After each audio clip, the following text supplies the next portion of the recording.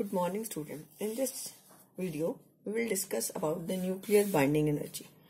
As the name is indicating, nuclear binding energy, it is the energy with which the nucleons are bound inside the nucleus.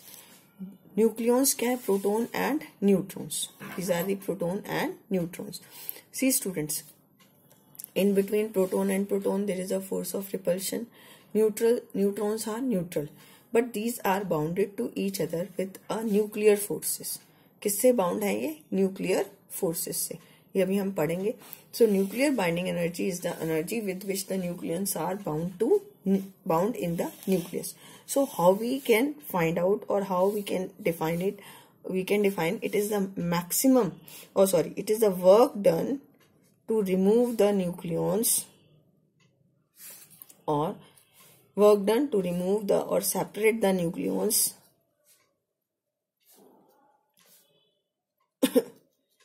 up to an infinite distance apart. अगर हम आप इसको कहाँ ले जाएं? Infinity पे ले जाएं. up to an infinite distance apart. कितना वर्क डन करना पड़ता है इसको रिमूव करने के लिए? That work done appear in the form of binding energy. ठीक है. अब ये कॉज क्या है इसका बाइंडिंग एनर्जी का? Cause of binding energy. Cause of binding energy क्या होता है कि आप न्यूक्लियस का मास कैपिटल एम है, mn. ठीक है. ये किसके इक्वल होना चाहिए? क्योंकि इसके अंदर कितने प्रोटॉन है? z. और कितने न्यूट्रॉन है? a minus z. तो होना क्या चाहिए? Mass of nucleus must be equal to sum of the masses of proton and sum of the masses of neutron. But it was observed that कि ये दोनों मासेस क्या नहीं आते? सेम नहीं आते. There is a mass defect. There is a difference in the mass. Difference in mass यानी जो इन दोनों का सम है, sum of the masses of proton and the neutron is different from the mass of nucleus. ये mass of nucleus से अलग होते हैं. और ये जो मास डिफेक्ट है that is appeared in the form of binding energy. This is the binding energy. E is equal to delta m into c square. This is z into mp plus a minus z into n minus mn into c square. Right? So this is the binding energy with which the nucleons are bounded. So mp or this is mn. This is the mass of neutron. Now after this we have, अगर हम एक इसका example लें, find the binding energy of oxygen 16. अगर आपको कहा जाए find the binding energy of oxygen 16, तो इसमें क्या है? 8 प्रोटॉन्स है. तो हम मास ऑफ 8 प्रोटॉन्स निकालेंगे पहले. Mass of 8 protons and neutrons. पहले न्यूट्रॉन्स ले लेते हैं. और आपको क्वेश्चन में गिवन होगा इनटू मास ऑफ न्यूट्रॉन. ये न्यूट्रॉन क्या है? एटॉमिक मास यूनिट में 1.00866 यूनिट. सॉल्व करोगे ये आ जाएगा 8.06928 यूनिट. ऐसे ही मास ऑफ क्या निकालोगे आप? मास ऑफ 8 प्रोटॉन्स निकालोगे. This is 8 into mp. ठीक. और ये है आपका 8 इंटू 1.00727, तो ये आ जाएगा 8.05816. और अगर हम मास ऑफ ऑक्सीजन न्यूक्लियस देखें, ये है 15.99493. और अब देखो ये दोनों का सम जो है आपका वो क्या है? Mass defect. इन दोनों को सम करें हम 8.06928 प्लस 8.0581 और माइनस ऑफ 15.99493. इन दोनों के सम में से इसको माइनस करें तो ये आएगा मास डिफेक्ट. और ये आता है आपका यहाँ पे 0.07251 यूनिट. ठीक है. अब 1 एटॉमिक मास यूनिट के कोरस्पॉन्डिंग हमने एनर्जी रिलीज निकाली थी. तो इसके कोरस्पॉन्डिंग कैसे होगी? हम सीधा 1 mega electron volt is equal to 1 AMU के कोरस्पॉन्डिंग कितनी एनर्जी रिलीज होती है? 931 मेगा इलेक्ट्रॉन वोल्ट. आप इसको क्या करिए? इससे मल्टीप्लाई कर दीजिए इंटू 931 और यहाँ से आपकी बाइंडिंग एनर्जी आ जाएगी. कौन सी एनर्जी आ जाएगी? Binding energy. So in the same way I have given you one more question in the notes. ये क्वेश्चन नंबर 2. ये binding energy of iron nucleus आप निकाल सकते हो खुद से. Right. After this we have binding energy per nucleon. Per nucleon का मतलब क्या है? बाइंडिंग एनर्जी पर न्यूक्लियन का total binding energy divide by mass number. अब आता है graphical representation of binding energy per nucleon with mass number. Student ये आपको ग्राफ देखना है. This is the shape. इसमें बेसिकली अगर मैं इसको ड्रॉ भी करूंगी तो आपको इसकी शेप देखनी होती है, binding energy curve with mass number. तो यहां पर हम इधर क्या ले लेते हैं, मास नंबर, और यहां हम ले लेते हैं बाइंडिंग एनर्जी पर न्यूक्लियन। ठीक, तो ये आपकी इस तरह से ऐसे दिखाना है आपने, कुछ पीक्स आती हैं और फिर ये ऐसे इस तरह से डिक्रीज हो जाता है। इसके कॉरस्पॉन्डिंग आपके हीलियम 4 आता है, इसके कॉरस्पॉन्डिंग कार्बन 12 और इसके कॉरस्पॉन्डिंग ऑक्सीजन 16। ये देखो, जितनी बाइंडिंग एनर्जी ज्यादा होगी उतनी उसकी स्टेबिलिटी क्या होगी एटम की, ज्यादा।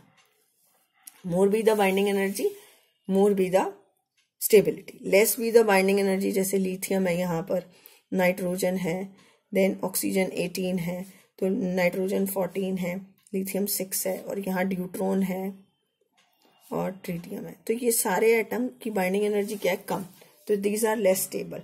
और हैवी मास नंबर में हम यहाँ यूरेनियम 238 दिखा देते हैं। तो जिसकी बाइंडिंग एनर्जी सबसे ज्यादा है वो है iron, that is approximately 8.5 mega electron volt. तो सबसे ज्यादा स्टेबल एटम कौन सा है, आयरन। तो अब इस ग्राफ को स्टडी करें तो इसमें हम कुछ पॉइंट देखते हैं। Average binding energy for lighter nuclei is very small. Small है तो इसका मतलब क्या है, दीज आर लेस स्टेबल। और अगर हम मास नंबर देखें 2 to 20, तो इसमें कुछ शार्पली डिफाइंड पीक्स हैं, हीलियम, कार्बन, ऑक्सीजन। इसके कॉरस्पॉन्डिंग बाइंडिंग एनर्जी क्या है, ज्यादा, तो ये ज्यादा स्टेबल है, ये ज्यादा स्टेबल है। अगर हम देखें lithium, nitrogen, oxygen, their binding energy is less, तो these are unstable. If you see the mass number from 30 to यहाँ 120 तक, यहाँ बाइंडिंग एनर्जी मैक्सिमम है। ठीक है, तो मैक्सिमम होने का मतलब स्टेबिलिटी ज्यादा है। एज मास नंबर इंक्रीजेस फिर बाइंडिंग एनर्जी डिक्रीज हो गई, यानी अनस्टेबिलिटी आपकी बढ़ गई। तो अब इससे हम एक्सप्लेन करते हैं। तो ये पॉइंट्स मैंने पीडीएफ में दिए हुए हैं, you can read these points. अब हम इससे एक्सप्लेन करते हैं न्यूक्लियर फ्यूजन एंड फिजन, बहुत इंपॉर्टेंट है न्यूक्लियर फ्यूजन।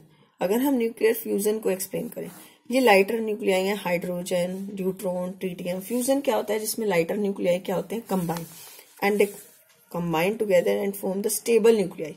इसके पास स्टेबल न्यूक्लियाई हीलियम है, तो they get combined to each other. क्यों कंबाइन कर रहे हैं, टू एक्वायर द स्टेबिलिटी। तो when they combine they acquire the stability, right. तो this process is called as nuclear fusion. अब आता है न्यूक्लियर फिजन। न्यूक्लियर फिजन में आप कैसे एक्सप्लेन करोगे, न्यूक्लियर फिजन में यूरेनियम, इसका मास नंबर ज्यादा है, बाइंडिंग एनर्जी कम हो गई, तो अनस्टेबिलिटी क्या हो गई, बढ़ गई। Now it has the tendency to break up itself into 2 nuclei which have more binding energy। तो यूरेनियम 238 आपका स्प्लिट अप होता है बेरियम और क्रिप्टॉन में। ये रिएक्शन मैं आपको बताऊंगी बाद में। और बेरियम और क्रिप्टॉन ऐसे न्यूक्लियाई हैं जो ज्यादा स्टेबल हैं एज कंपेयर टू यूरेनियम 238। तो न्यूक्लियर फ्यूजन में स्प्लिटिंग इसलिए हो रही है हैवी न्यूक्लियाई की, in order to acquire stability. ये फ्यूज हो रहे हैं टू एक्वायर स्टेबिलिटी। स्टेबिलिटी कब एक्वायर होगी, जब बाइंडिंग एनर्जी पर न्यूक्लियन क्या हो, maximum, right. After this we have nuclear forces. तो न्यूक्लियर फोर्सेस क्या है बेटे, nuclear forces are the strong forces with which the nucleons are bound to each other. अब हमने करने इसके कैरेक्टरिस्टिक। कैरेक्टरिस्टिक क्या है इसके न्यूक्लियर फोर्सेस के, these are independent of charges. ये प्रोटॉन प्रोटॉन में है, प्रोटॉन न्यूट्रॉन में है, न्यूट्रॉन न्यूट्रॉन में है, these are independent of charges.